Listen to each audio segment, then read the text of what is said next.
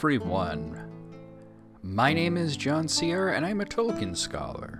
That means that I am always learning about the works of J.R.R. Tolkien and have been for many years, ever since I first started reading his books in the 1980s. It is now the year 2024, so I've been doing this for a little while. I'm here to answer your questions about anything to do with Tolkien's Legendarium, whether it's The Hobbit, The Lord of the Rings, The Silmarillion, whatever you can throw at me, I will do my best to answer. If you want to ask a question, you can go ahead and ask right in the comment section, and I'll answer as many of those as I can. If you want to be featured in a video, though, the best way to do it is to find me on Quora. There is a link to my Quora account in the description, and every week I source the best questions and answers from Quora and feature them here in these videos. And if you haven't already, I urge you to subscribe if you like the content. If you don't like the content, that's fine. But if you like the content, I urge you to subscribe. We are goal-oriented here, trying to get to full partner. We're sort of at a half partner state here on YouTube.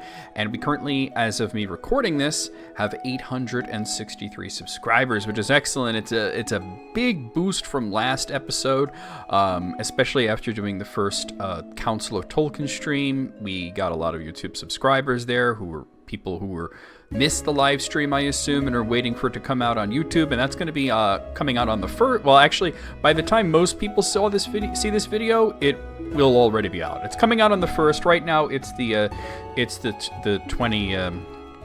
It's the 28th. But the video is going out to members tomorrow. That's what I was saying. So for the members, have already probably seen the Council of Tolkien video. But anyway, I digress. Let's get to a reading. So I'm going to read you a bit of... I chose The Return of the King here, and I'm going to read a little bit of The Scouring the Shire. A lot of people that I run into don't quite understand exactly why Saruman did what he did in going to the Shire and taking it over, and I always tell them it was the pettiest thing possible. It was revenge, plain and simple. And I'm going to read you the section where they're talking to Saruman, especially right outside of Bag End, because he actually tells them exactly why he did what he did, and it is extremely petty. "Where is that miserable Lotho hiding?" said Merry. They had searched every room and found no living thing save rats and mice. "Shall we turn on the others to search the sheds?" "This is worse than Mordor," said Sam. "Much worse in a way. It comes home to you, as they say, because it is a home. And you remember it before it was all ruined." "Yes, this is Mordor," said Frodo. "Just one of its works. Saruman was doing its work all the time, even when he thought he was working for himself. And the same with those that Saruman tricked like Lotho." Merry looked around in dismay and disgust. "Let's get out," he said. "If I had known all the mischief he had caused, I should have stuffed my pouch down Saruman's throat." No doubt, but you did not, and so I was able to welcome you home." There, standing at the door, was Saruman himself, looking well-fed and well-pleased. His eyes gleamed with malice and amusement. A sudden light broke on Frodo. "Sharky!" he cried. Saruman laughed. "So you have heard the name, have you? All my people used to call me that in Isengard, I believe. A sign of affection, probably. But evidently you did not expect to see me here." "I did not," said Frodo. "But I might have guessed. A little mischief in a mean way. Gandalf warned me that you were still capable of it." "Quite capable," said Saruman. "And more than a little. You made me laugh, you hobbit lordlings, riding along with all those great people, so secure and so pleased with your little selves. You thought you had done very well out of it all, and could now just amble back and have a nice quiet time in the country. Saruman's home could be all wrecked, and he could be turned out, but no one could touch yours. Oh no, Gandalf would look after your affairs." Saruman laughed again. "Not he. When his tools have done their task, he drops them. But you must go dangling after him, dawdling and talking and riding round twice as far as you needed. Well, thought I, if they're such fools, I will get ahead of them and teach them a lesson. One ill turn deserves another. It would have been a sharper lesson if only you'd given me a little more time and more men. Still, I have already done much that you will find it hard to mend or undo in your lives, and it will be pleasant to think of that and set it against my injuries." "Well, if that is what you find pleasure in," said Frodo, "I pity you. It will be a pleasure of memory only, I fear. Go at once and never return." The hobbits of the villages had seen Saruman come out of one of the huts, And at once they came crowding up to the door of Bag End. When they heard Frodo's command, they murmured angrily, "Don't let him go, kill him! He's a villain and a murderer! Kill him!" Saruman looked round at their hostile faces and smiled. "Kill him," he mocked. "Kill him if you think there are enough of you, my brave hobbits." He drew himself up and stared at them darkly with his black eyes. "But do not think that when I lost all my goods, I lost all my power. Whoever strikes me shall be accursed, and if my blood stains the Shire, it shall wither and never again be healed." The hobbits recoiled, but Frodo said, "Do not believe him. He has lost all power save his voice that can still daunt you and deceive you if you let it. But I will not have him slain. It is useless to meet revenge with revenge. It will heal nothing. Go, Saruman, by the speediest way." So then you know what happens from there. He calls Wormtongue, and Frodo reaches out to Wormtongue and tells him, "You don't have to leave. You didn't do any great evil." And Saruman accuses Wormtongue of not only murdering Lotho Sackville Baggins, which he did do, but he did it on Saruman's orders, but cannibalizing his body, which Wormtongue is very offended by, which leads us to, and thank you for the subscription, I forgot I had that set up there. It leads us to believe that Saruman is lying and that Grima did not in fact eat Lotho. But he's trying to poison the well, and he's just being petty, and he doesn't want to lose his only servant, the only thing he has left. He says a lot of things here. He says that my home was ruined, so I'm going to ruin yours. But the hobbits had very little to do with it. Of course, the Ents were the ones that ruined his home. And in the film version, it certainly made it seem as if the lowering the music slightly, as if the hobbits were sort of the reason that the Ents attacked Isaac. But in the book, it was more that the Ents were already in the process of doing so, but they needed a little bit more confirmation as to what was going on outside the forest. But they were already in the process of doing that. The hobbits maybe sped it along, of course. And he said that he was turned out, but what was interesting is he was never turned out. He was invited to stay. He escaped because Treebeard let him out. He convinced Treebeard to let him out. And Gandalf told Treebeard not to let him out, but Treebeard doesn't really take orders from Gandalf and said that he's no jailer and that he felt that Saruman was sorry. And of course he wasn't sorry. Saruman is a fantastic liar. Now, when he mentioned Sharky, and Frodo made the connection between the boss man that everybody in the Shire at that point was calling Sharky, and he realized that Saruman was Sharky. And when he mentioned a sign of affection, possibly, there's a footnote here that says it was probably Orcish in origin, Sharku, which means old man. So basically they were just calling him old man, but he doesn't even know the language of the orcs. He doesn't even understand what they're saying. So they're all calling him Sharky. It just means old man, but he's thinking they like me. They have an affectionate nickname for me. So Saruman was once quite wise, but has become very, very foolish and very petty and small in his own way, and it obviously it doesn't lead to anything good. Grima kills him, so there you have it. But anyway, we're going to get to your questions, so let's start off with the first one.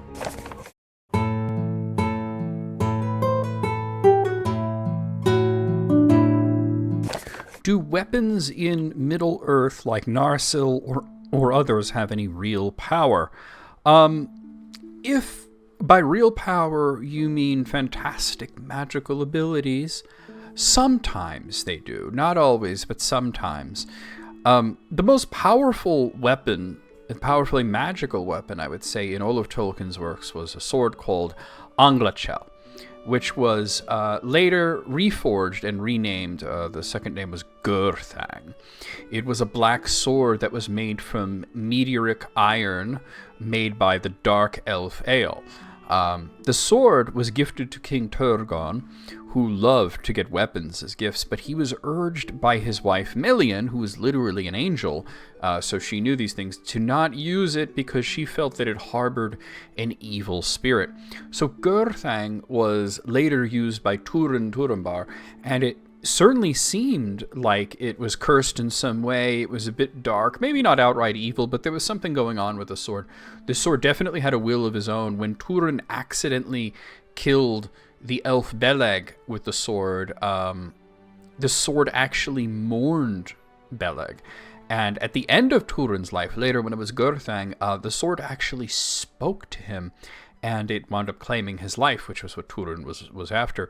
Tolkien once imagined that Gurthang would be reforged, and it would become blessed, and it would actually be the weapon that would actually kill Morgoth. Now, Narsil, by comparison, it seems similar. It's a very old sword, but it was not made by the elves. It was made by the dwarves, and it was reforged later, and it was renamed. It became Anduril.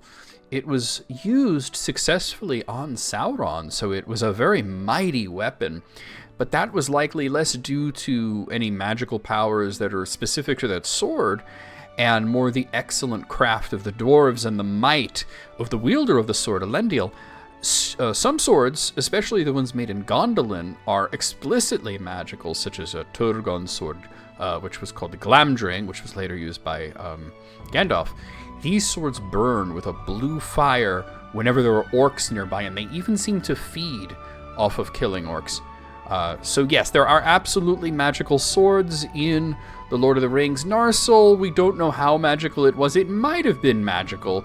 The dwarves did have their own magic, but it was never explicitly stated to be magical. Some swords are just very, very good because they're made well and because they're wielded expertly. Okay, next question.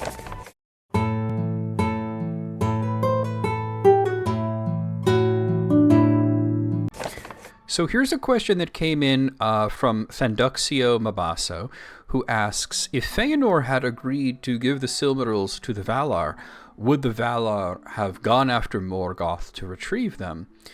And I guess what that leads to is, would they have gone to Middle-earth, really? And,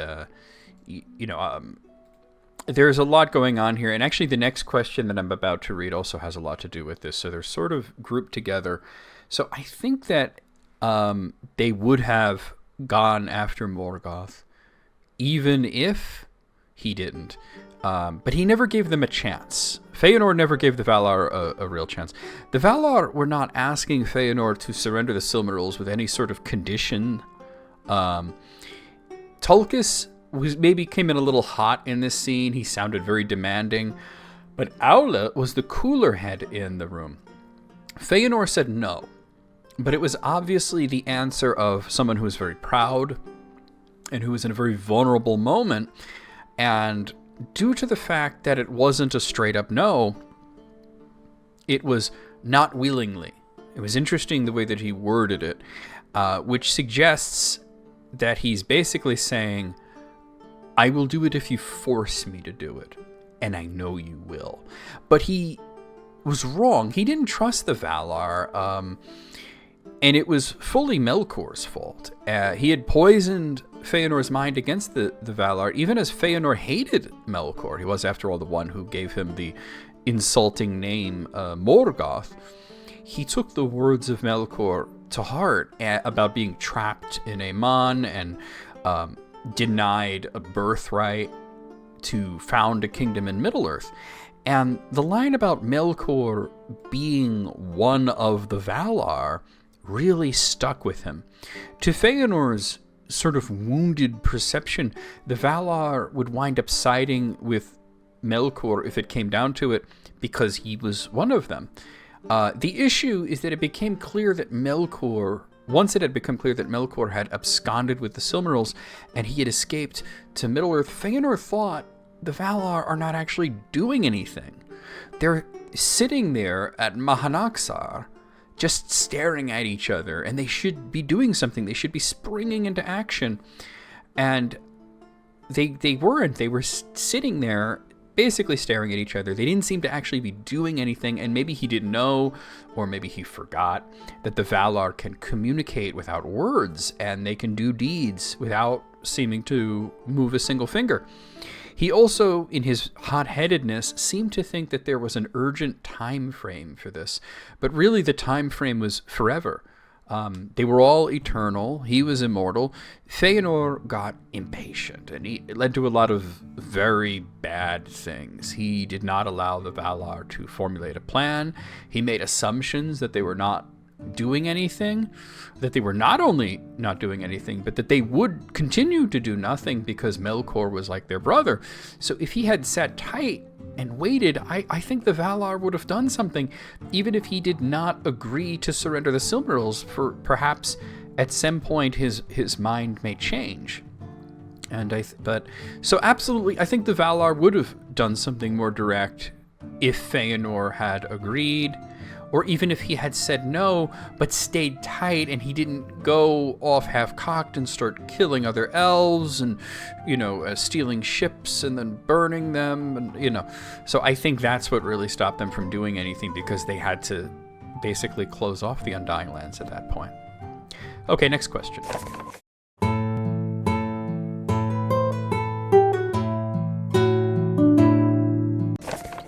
Okay, so this question actually is very similar.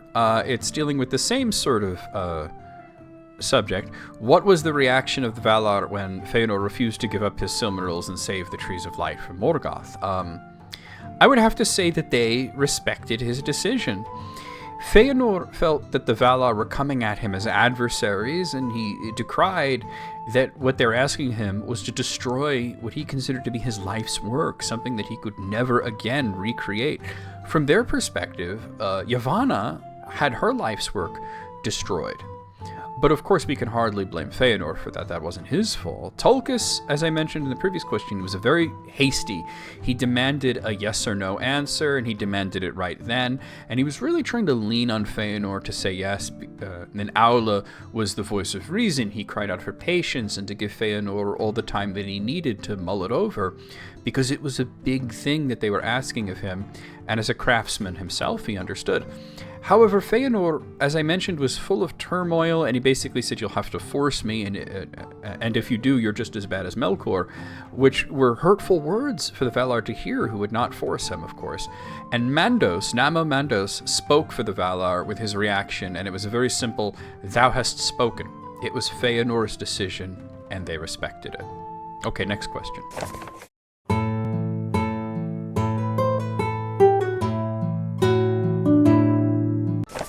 Why did Eöl try to kill Maeglin? This is really kind of a simple answer. Eöl was a jerk. So was Maeglin, but you can see who he had for a father. Eöl was a jerk, and he raised a jerk. We tend to concentrate on what an absolute tool Maeglin was. He betrayed Gondolin to Morgoth because he was in love with his cousin, who was already spoken for, and she would not wed him, of course. Not only because she was already spoken from, because they were first cousins, and elves just don't marry their first cousins. Maeglin is one of the direct contributors to the fall of Gondolin, along with Hurin, although at least Hurin's part was unwitting. Eöl was terrible. He was called the Dark Elf, and that's the least of it. He hated light, he preferred the night, and that's not that unusual. Many elves prefer nighttime because of starlight, but it casts Eöl in particular as similar to Melkor. Eöl attempted to kill Maeglin, but instead his spear killed Arathel, his own wife. So Turgon found no mercy for the guy and had him tossed to his death. Now, let's not forget that in this point, Eöl was trying to kill his son for the horrible crime of agreeing to live in Gondolin. That's what he was so upset about. Turgon felt having this guy in the woods nearby was kind of a security issue. And he told him he had two choices. You either will live in Gondolin, or you will die in Gondolin. And Eöl chose death, but he was so incensed that his son would choose to live in the city that he tried to kill him. So essentially he was saying, no, I choose death and so do you. So let's not forget that he also took his wife by force and trickery. He was a bad person, so it should really come as no surprise that he tried to kill his son for something so ridiculous, because he was not a good person. Okay, next question.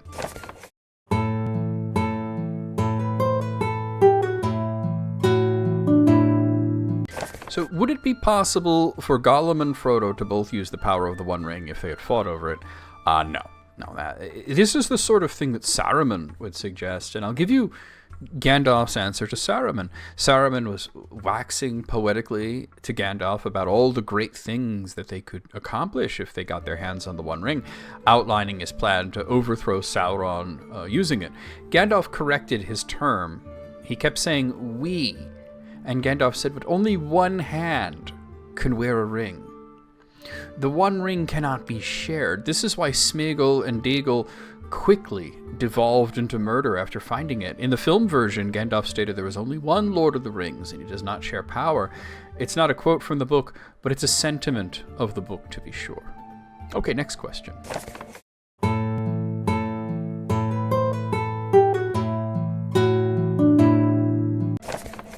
Okay, so this is another quick one. Why didn't Sauron attack Aragorn at Weathertop to retrieve his ring?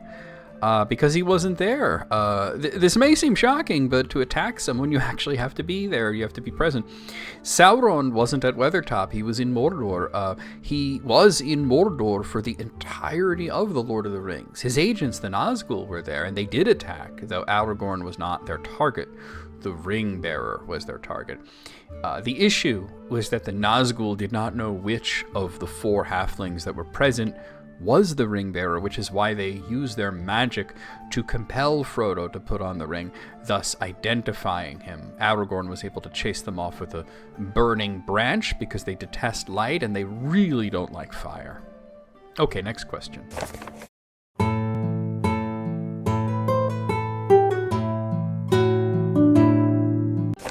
How did Aragorn find out that Elrond was his uncle? Elrond basically told him. That's basically what happened.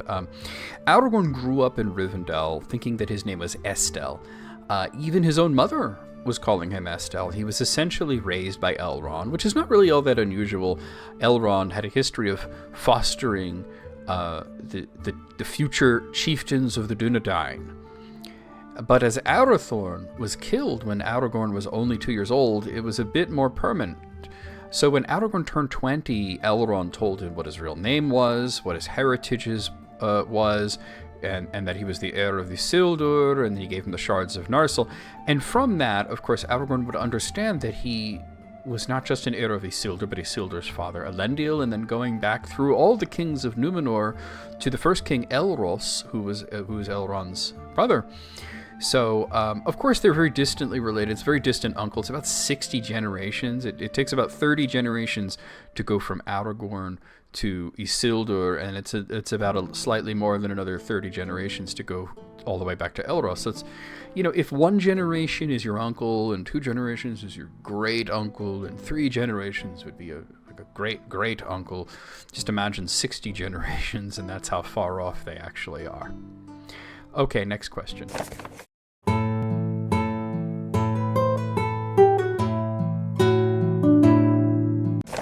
If Tolkien was right that The Lord of the Rings should have been longer, how much longer could it have been? What material should have been added to it, and how should it have been restructured to accommodate it? So I think that he was both right and wrong in a way that The Lord of the Rings was too short. So first let me cover why Tolkien was right. Tolkien felt that The Lord of the Rings was a bit unfinished and it could have been longer. He felt that both the story and the appendix were both too short, and there were bits that were in the appendix that could have and should have been integrated into the main narrative. The biggest part of that is the tale of Aragorn and Arwen. It was never completed, and there's a part of it that's found in Appendix A. This is due to Arwen as a character being added rather late in the writing process. Tolkien was unsatisfied with certain things, and he would have liked to expand on them, and I agree with him on most parts, especially about Arwen. Now, when we get into how he was wrong, however, it's just knowing the personality of J.R.R. Tolkien. If he had been allowed to continue tinkering with The Lord of the Rings with no restrictions, no deadlines, no pressure to actually finish, he would have never finished it. Tolkien was a procrastinator, and he was a perfectionist, and that's why he never finished the Silmarillion. And if he had continued to tinker with it and to add to The Lord of the Rings, it's very possible that it would only have been published after his death in an unfinished, half-rewritten state, which is like basically what happened with the Silmarillion. Okay, next question.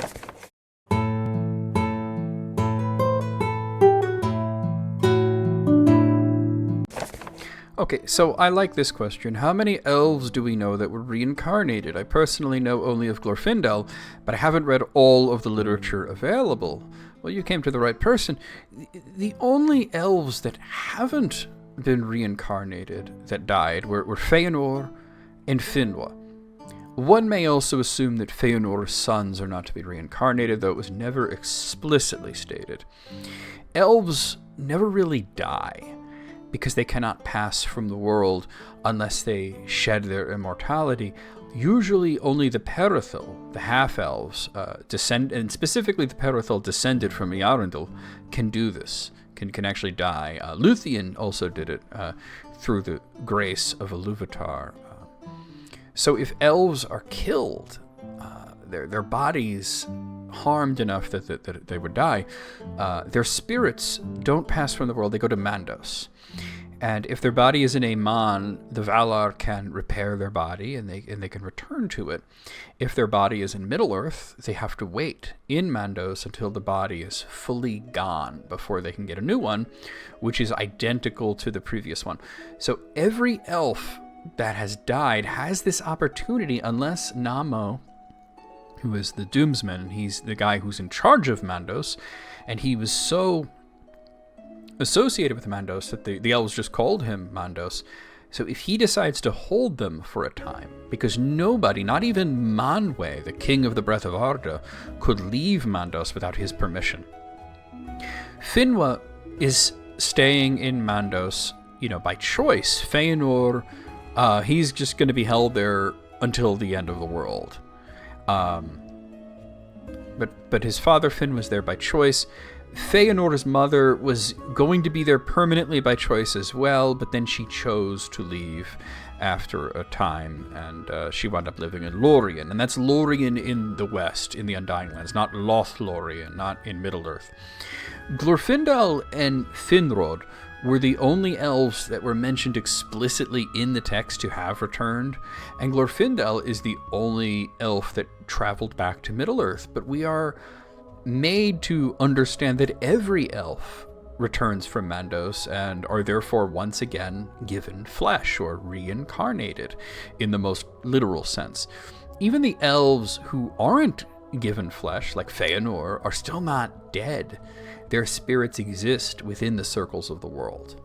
So basically, all the elves will come out of Mandos at one time or another. It just may take some longer than others. And some, meaning Finwë, Fëanor, possibly some of Fëanor's sons, but probably all of Fëanor's sons would not be able to come out of there, because you really have to repent.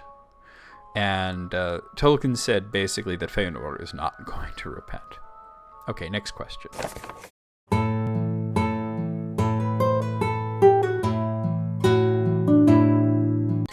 So here's a question that came in from Khalifa Jabil, who asks, why did they have to torture Gollum to get Bilbo's location out of him? It's an interesting question, but it has a very easy answer. Gollum was just not going to easily tell Sauron anything. Gollum hated Sauron more than anything.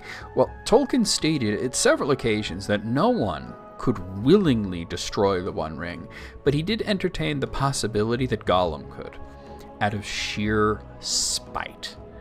Gollum wants the ring, of course, but even more than he wants the ring, he wants Sauron to not have the ring. If Baggins has it, Gollum can potentially get it back, but if Sauron has it, I think Gollum understands that he's never going to get the ring back, that the precious is never going to be his again. Gollum would not tell Sauron any kind of information that might lead to him getting the ring willingly unless he was forced to. Okay, next question.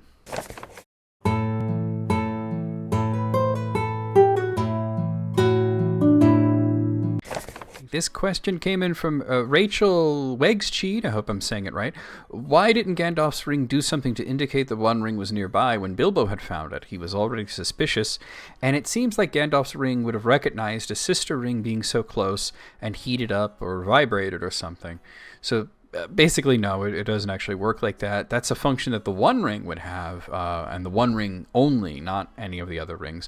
There's no reason that any of the rings of power would detect the One Ring. They were not designed to do that. They were created before the One Ring was even forged. Sauron used his ring, the One Ring, to find the others, to rule the others, and to bind the others to him. It does not go in the opposite direction. You can't use one of the lesser rings or one of the greater rings to find the One Ring.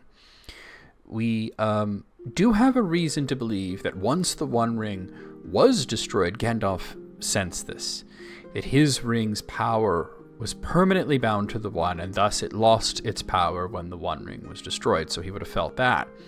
But the One Ring, it's not a sister ring, it's the master. It's the control ring that all of the others serve. Now, if the One Ring was on the hand of its master, Sauron, who actually knew how to tap into its power, or it was mastered by someone, then Gandalf would have felt something and attempted control. He would either have to submit or forsake his ring. But just carrying around the ring or just wearing it was not tapping into his power, and thus Gandalf would feel nothing. Okay, next question.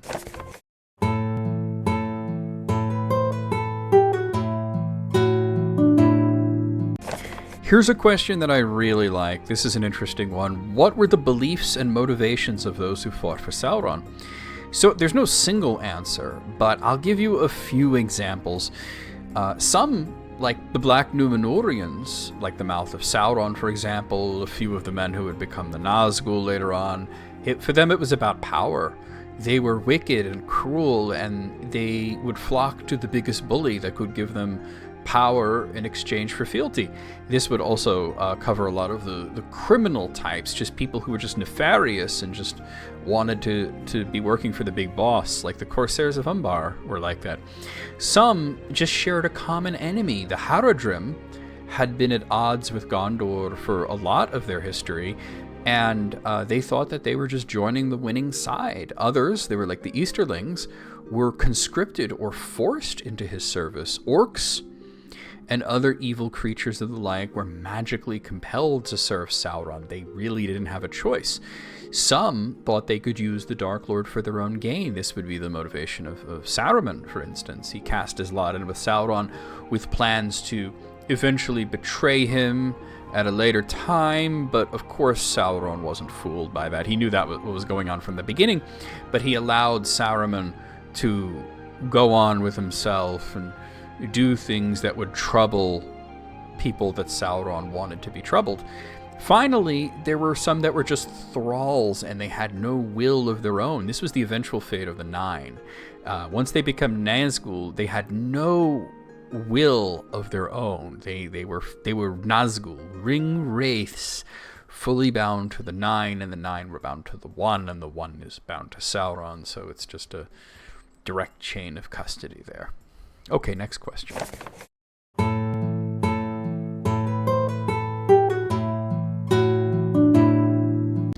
So here's the one from the thumbnail. Was Pippin looking into the Palantir a good thing? Was it instrumental in getting ahead of Sauron? Not only yes, but I would say it was one of the most important events that happened in The Lord of the Rings. Pippin having a look at the ball meant that he accidentally contacted Sauron.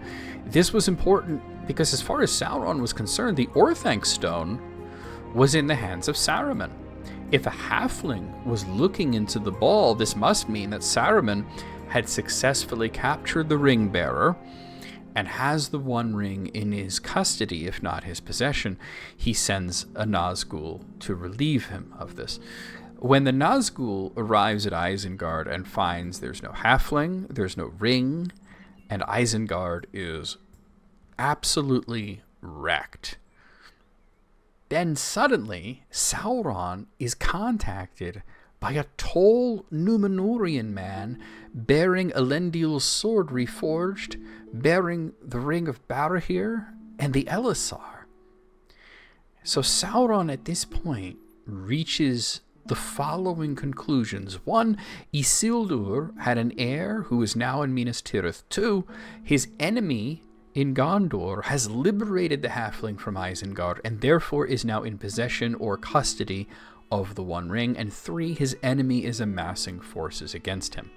Sauron had already been building up his power to wipe out Gondor, but now he's successfully been goaded into attacking much earlier than he had originally planned to, and he was defeated at Minas Tirith because of this and because of a lot of other events that happened, allowing Gandalf and Aragorn to press their advantage and go to Morannon, which is the Black Gate of Mordor, to keep Sauron's gaze on them and not on what was going on in his own land in Mordor, because Frodo and Sam were traveling across Mordor trying to reach Mount Doom.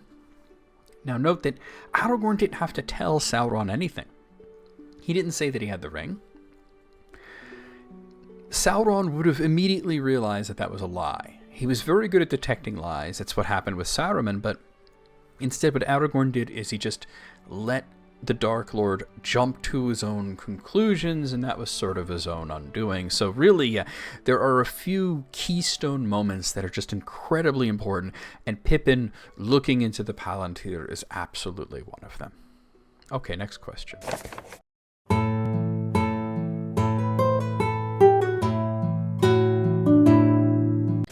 How did people know that Sauron had returned when they only saw smoke in Mordor? Well, Sauron made sure that everyone knew that he had returned. About 10 years after the events of The Hobbit, Sauron declared himself openly, and he started consolidating power in Mordor. There was a lot more than just smoke that people could see. He was taking over lands, his armies were growing, they were using his insignia, the red eye, and he was even sending emissaries and diplomats out on his behalf. So Sauron was not exactly hiding. He was not being subtle at this point. Okay, next question.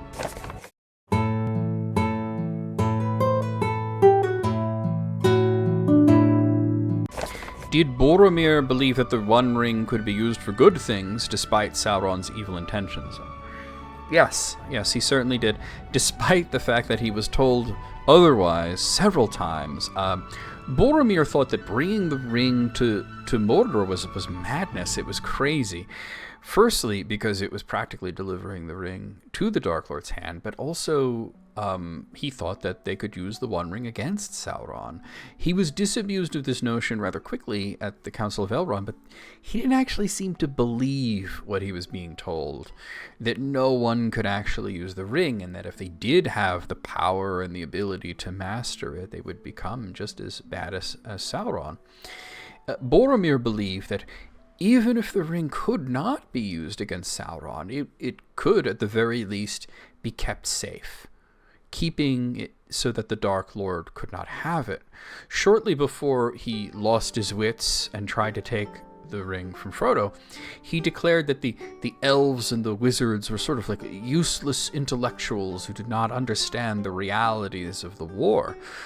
This was, of course, partly due to his own stubbornness, but also partly due to the influence of the One Ring, because the One Ring was certainly reaching out to Boromir. And as soon as Frodo got out of there, he quickly realized that he had been talking crazy, and he regretted his error. Boromir was this spiritual weak link in the Fellowship. The ring used that to bombard him with doubts about the plan. He kept it together for a pretty long time, but there was a point after Lothlorien when the hobbits noticed a change in here. Now, somebody on Quora, I wish I could remember who said it, but it was someone who commented on one of my older answers, and I thought this was very astute, and I do believe that this person is correct, that at that point when he had left Lothlorien, he was no longer under the influence of any of the 3 elven rings, which were made to ward off evil and to preserve goodness, because he had arrived in Rivendell, and therefore he was under the influence there of Elrond's ring, and then Gandalf was traveling with him, and then even after Gandalf fell, it was very shortly after that they arrived in Lothlorien, and he would have been under the influence of Galadriel's ring. So he had all 3 of the what they call the elvish rings of power protecting him from this sort of spiritual attack. But once the party left Lothlorien, he was no longer afforded this sort of protection, and partly due to his own spiritual weakness, or partly due to the fact that he was unaware of this protection and therefore had no means of shoring up his own protection. He didn't know that he was about to be hit with this sort of malice, and he got this malice all at once from the ring, and there were very few that could actually stand against that sort of thing. So it's not like we fully blame Boromir for this sort of thing. We do a little bit because he was so stubborn and so pig-headed about everything, and he was ignorant to a certain extent. But yeah, he definitely held on to the belief that they could either use the ring for good or at least just keep it safe or hidden so that Sauron could not get it. Of course, he was missing the point. Sauron, if he was defeated in the war, he may disappear for 100 years, 1,000 years maybe, probably 1,000 years, but then he'll return. And Boromir will be long gone, but there'll be other people. And Gandalf didn't like the idea of kicking the can down the road, of leaving it to later generations. He thought this was a unique opportunity to end Sauron's threat permanently, and that they had a responsibility to take that opportunity. Okay, next question.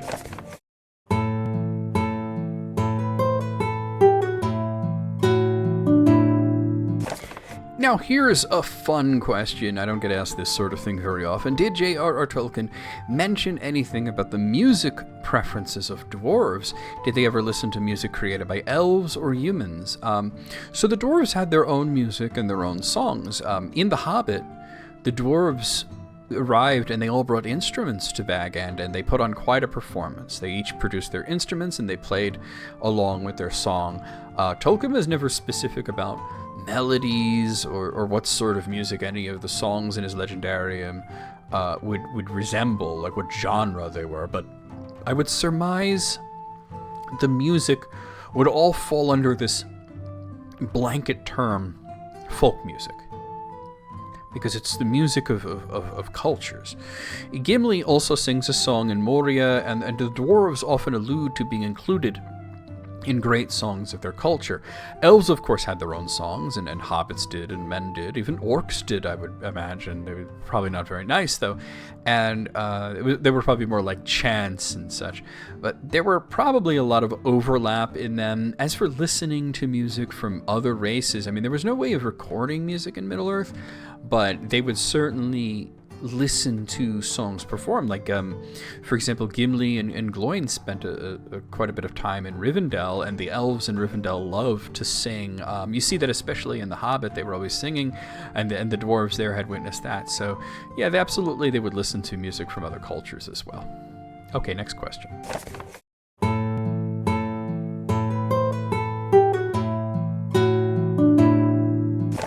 So here's a question from Bryson Rains, who asks a variant of something that I get from time to time. What was the ultimate plan for the Fellowship? Assuming the Fellowship wasn't fractured, was the goal for all 9 companions to march Frodo and the Ring through the Black Gate to Mount Doom? Was that a feasible plan? So the Black Gate was probably never a feasible plan. Frodo and Sam and Gollum realized that pretty early on. In their attempt to get into Mordor. All 9, though, were never going to go to Mordor. It was never going to work like that. Gandalf's plan beyond traveling to Lothlorien was unknown. He never really said what his plans were, and he may not have had plans beyond Lothlorien. I believe that he was planning to put his head together with Galadriel and with Celeborn and to come up with further plans then. And he never detailed exactly how they planned to access Mordor, but he was quite clear that he did wish the Fellowship to split up at some point. Aragorn was, of course, going to go to Minas Tirith, as would Boromir. Boromir was never going to go to Mordor. He was against the whole thing, and he was not interested in going to Mordor. And he very much wished Aragorn to come with him to Minas Tirith. Obviously, Frodo and Sam would go to Mordor. But beyond that, how the rest of the Fellowship would split under Gandalf's leadership was unknown. After Gandalf's fall in Moria, Aragorn becomes the leader, and he too knew that they had to split up. He was torn between honoring his original promise to follow Boromir and helping Frodo in the role that he imagined Gandalf would have taken. He was pretty tight-lipped about his plans because he was weighing his options, But at the end, he declared that he was going to go to Mordor along with Frodo and Sam and Gimli, while Legolas, Merry, and Pippin would follow Boromir. That was the plan. Of course, Saruman took the decision out of their hands when his orcs attacked, and they killed Boromir, and they captured Merry and Pippin, and then Frodo and Sam ran off. So it was a big mess, but of course it had to happen that way. And this was a good thing. You know, it had to happen this way because Aragorn was needed in Rohan, he was needed in Gondor, and he had to become king. That was almost as important as the One Ring being destroyed, because it would ensure a bright future for Middle-earth after the One Ring was destroyed, after Sauron's defeat. Aragorn's claim to the kingship was kind of tenuous when looked at face value, but he more than made up for this tenuous claim with all these different prophecies that he fulfilled, many of which would not have been fulfilled had he traveled to Mordor. Okay, last question.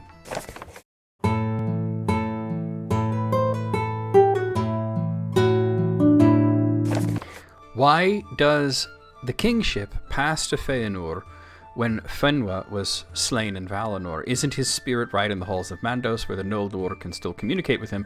What happens if he is rebodied? Is he no longer the king?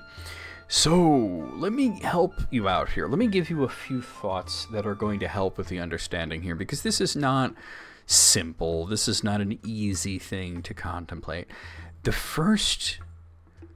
biggest and the most important thing to understand: the Silmarillion is not finished.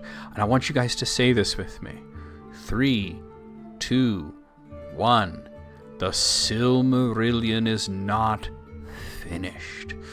The reason that I bring this up with such emphasis is that it's important to note that Christopher Tolkien, he didn't take a mostly finished work that was like nearly completed and edit it for clarity. He cobbled together a somewhat cohesive work out of many drafts of many different stories. Tolkien wrote the Silmarillion stories starting in around 1917 and nearly right up to his death. This included scrapping everything and starting over several times, which was something that he was actually in the process of doing again when he died. That being said, although Tolkien was very sure in the 60s and the early 70s when he passed away that elves were fully immortal and they would come out of Mandos after a time, there was a time where he was really not so sure of this. Many parts of the Silmarillion are from older sources, and that's where you get some strangeness, like Finwë's death seeming quite permanent just from reading the text. When writing The Lord of the Rings, elves could be killed permanently. That's what he was thinking. He used the name Glorfindel for the elf that saves Frodo, and at one point was considered to be a candidate for the Fellowship of the Ring. And he borrowed this name from the story The Fall of Gondolin, which he had already written a draft of. And he was not really bothering, with the fact that Glorfindel had died fighting a Balrog. Tolkien considered that maybe the Third Age Glorfindel was a completely different guy. He just happened to have the same name, just like Legolas. There was a Legolas in The Fall of Gondolin, or at least some of the versions of it, that lived in the First Age, or eventually sailed to the west, and wound up taking the name Legolas, which is Legolas. It's just in Quenya instead of Sindarin. But he later decided that Glorfindel in The Lord of the Rings is the same guy, and he came up with the idea of their reincarnation through Mandos and the laws and the customs regarding all of that. So it's very likely that the draft from which Christopher derived the published version of that section of the Silmarillion, the Finwë, was considered at the time in the mind of the author to be just permanently dead. It is also important to note that Fëanor didn't really have a coronation. He declared himself to be the king. He also left Aemon and went to Middle-earth, which is why his title is High King of the Noldor in Middle-earth, while Finarfin became the High King of the Noldor in Aemon. Finwë chose to stay in Mandos, so there was no succession crisis, but had he chosen to reincarnate, it is likely that he may have been able to reclaim his title from Finarfin, though Ingwe, who is the king of all the elves, might have had a say in how that goes, and the Valar certainly might have had a say in what happened there. So basically, it's a complicated answer because the Silmarillion is sort of cobbled together from so many different drafts of so many different stories. Some of it's newer, some of it's older. You just have to kind of understand that it's just not finished, and it never will be finished unless like some fans decide to finish it, some Tolkien scholars come together and finish it. But then the majority of people are not going to consider that to be the real Silmarillion because it wasn't written by Tolkien, so it wouldn't be accepted anyway. So that being said, that was our final question for today. If you got through all this and you're here at the end of the video with me, subscribe if you haven't already. Recommend the channel to some people. I said at the beginning that our goal is 1,000 subscribers. That's a big goal for us, and we were at 863. It's now 864. You saw that pop up at the beginning. That was a subscriber coming through. So thank you for all your support and everything. Consider membership. Members get to see every video at least a week early. The weekly Wednesday videos, when this video is published to the general public, the next video is being published for members, and some videos are published very early, and we have a lot of things coming up. We have more podcasts. The next Council of Tolkien is on the 6th, which if you're not a member, that is just in a few days. But if you are a member, that's a while. We're going to have the 6th, the Council of Tolkien. And, well, actually, if you're not a member, it's tomorrow. And the next Hobbit reading stream is going to be 2 weeks from then, June 20th. Those are going to be on Twitch. And a lot of people ask me, well, why Twitch? Why not YouTube? I don't like Twitch. I don't want to make an account, this and that. You don't have to, like, make an account. You just watch it. Unfortunately, it's a technical issue. I do want to eventually have these things, such as the Council of Tolkien and the Hobbit reading streams and all the other reading streams that I plan to do after them here on YouTube live. But right now, it's sort of a technical issue as to why I have to use Twitch. It's unfortunate. I could explain it, but it would take kind of a long time. But anyway, leave me some comments. Hit the like button if you enjoyed it. Hit subscribe if you haven't already. And I'll see you guys next week. Have a great one.